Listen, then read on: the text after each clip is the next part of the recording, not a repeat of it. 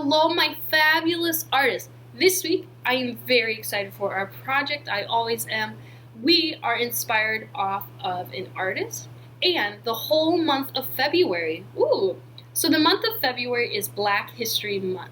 And because of that, I'm going to use Black artists that made a huge impact in art history to teach you in the month of February. The reason why we have Black History Month is because a lot of history that Black people have done is forgotten. It happens in art too. So if you think about all of the great artists that you have taught about, those big artists, those are all white men. So Black History Month is a reminder and supposed to be used to talk about those people who made huge steps in history that were Black. So our project this week is inspired by the artist Minnie Evans. She was alive a long time ago, but her artwork is beautiful, very beautiful. I'm going to show some images of her artworks here. She uses a lot of colors. She uses something called symmetry. Symmetry is when one side looks exactly the same as the other side. So people's faces and bodies are symmetrical. So if you put a line right down the middle of my body, I have one arm, one leg on each side. And I have an eye, half a nose, half a lips, an ear. So I'm pretty symmetrical. She uses symmetry in her artworks. She also uses facial features. So you can see some eyes, some lips, some noses in her pieces. She even puts full faces. But I think her projects push you to go outside of your comfort zone and use your imagination to really make something awesome. This is the start of mine. We are only going to go as far as this for this week, just a pencil drawing. Next week, we are going to color it in. She used colored pencils, so I want to use colored pencils too. If you have them at home. If you don't, color markers, crayons still work.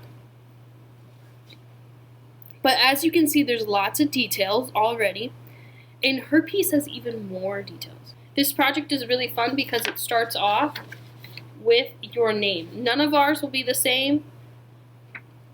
Well, even if your name is the same as somebody else, they still should not be the same. So here's my first name, and I used it to make the shape for this. So let's get started. Okay, we have our paper. We're going to fold it in half. And then we are going to turn it on its side, and you're going to write your name pretty big because the bigger it is, the more space you have for your drawing. Once you have it drawn out, your name, you are going to trace and bubble around your name. Then you're going to carefully cut with your paper still folded, so then it will be the same shape on both sides.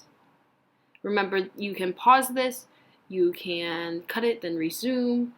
But this is our first step, and so none of our shapes should be the same. So you can decide if you want it up and down, the other way. That's all up to you. Here are some of her artworks again, so maybe you could get some inspiration, because remember, I don't want you to copy me exactly, because you are an awesome artist, and I really want to see your creativity. So don't forget to look at her artworks, be inspired by it. I'm inspired. I put some eyes in there, and I'm adding these curly things that she has in her pieces. Here's another piece that you can be inspired by. This one has animals in it, butterflies. But remember, the key is you do the same shape, the same drawing on one side as you do on the other side. The point of this project is for it to be symmetrical, so the same on one side as it is on the other side. Just like this piece. So if you were to fold this one in half, it'd be the same on one side as it is the other. So this is a fun project because it's not supposed to really look like anything, and you're just experimenting and trying. Make sure you think about maybe what you want to add.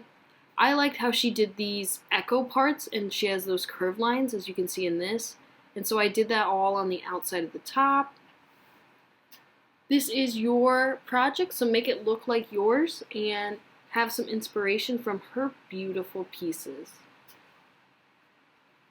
So I kept going. I added lots of layers because I was keeping in mind how I was going to color them in.